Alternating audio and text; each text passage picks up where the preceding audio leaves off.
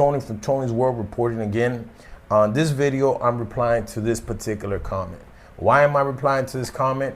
Because I agree 1,000% on what he says. And why do I agree with this? Is because one of the things I admire the most about Vietnam is their culture.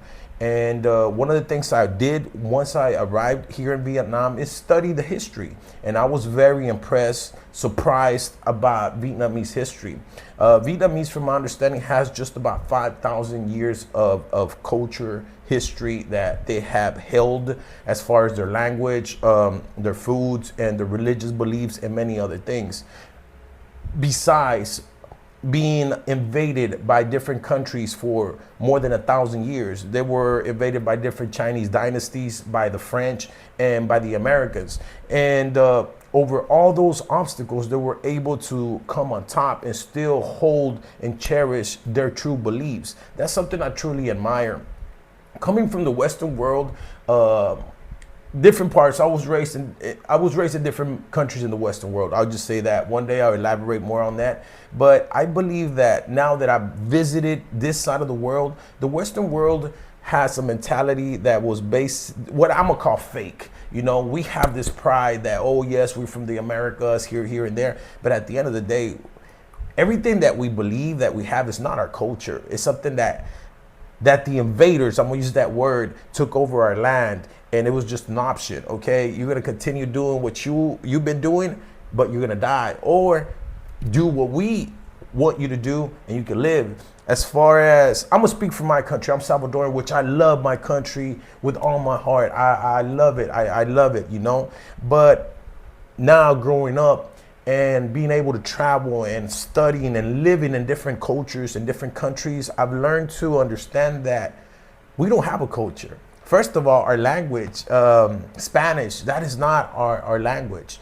The invaders, the conquerors that went to our country, that's the language they left.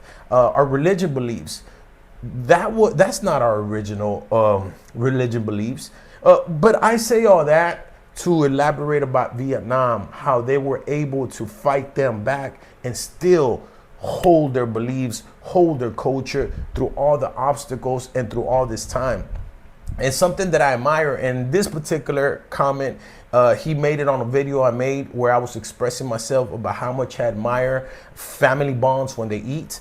And that is basically one of the biggest things I love about Vietnam, is how close they are with their families. You see older people, when there's a new child coming, you have all the family coming, you have older people, the grandparents, who take big part in raising this child, which I think is beautiful. That's how you actually pass down beliefs and culture that is pure and natural, you know, to each country. And that's something Vietnam does. You know, that's just something I wanted to do, elaborate on this. I agree with you 1,000%, brother. I admire the Vietnamese culture.